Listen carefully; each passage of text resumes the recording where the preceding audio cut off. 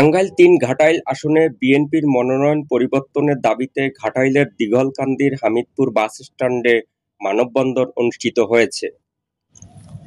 মঙ্গলবার দুপুরে দিঘলকান্দির হামিদপুর বাসস্ট্যান্ড এলাকায় বিএনপির বিক্ষুব্ধ স্থানীয় নেতাকর্মীরা মানববন্ধন কর্মসূচি পালন করেন। মানববন্ধনে বক্তারা বলেন, ঘাটাইল-৩ আসনে দলীয় মনোনয়ন পুনর্বিবেচনা করে বিএনপির চেয়ারপারসনের উপদেষ্টা সাবেক মন্ত্রী বীর মুক্তিযোদ্ধা লুৎফর রহমান খান আজাদকে প্রার্থী ঘোষণা করার আহ্বান জানান।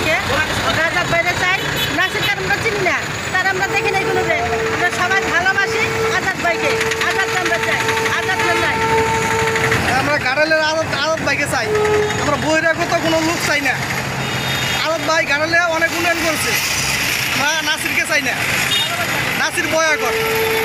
ঘাটাইলের মানুষ আজাদ ভাই যে উন্নয়ন করেছে ঘাটাইলে তার প্রতিদান দেওয়ার মতো না, সেটা এই সংগ্রাম আন্দোলন করেই বহিরাগতকে বিদায় করে প্রতিদান এই আজাদ ভাই দিবে, এই ঘাটাইলবাসী দিবে, সবাই ঘাটাইলবাসী একজোট আজাদ ভাইকে দিবে ভোট। বহিরাগত উন্নয়ন মানি না। তারা দাবি করেন, আজাদ দীর্ঘদিন ধরে ঘাটাইলের মানুষের পাশে থেকে দলের ভিত্তি মজবুত করেছেন, তাই স্থানীয়দের প্রত্যাশা ও দলের স্বার্থে তাকে মনোনয়ন দেওয়ার সময়ের দাবি।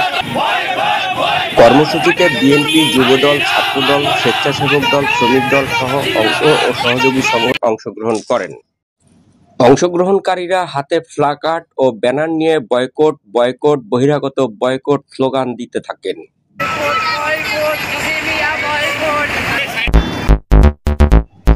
মানববন্ধনে অংশগ্রহণকারীরা আরও জানান, দ্রুত মনোনয়ন পরিবর্তনের বিষয়টি বিবেচনা না করা হলে ঘাটাইল জুড়ে আরও কঠোর কর্মসূচি ঘোষণা করা হবে।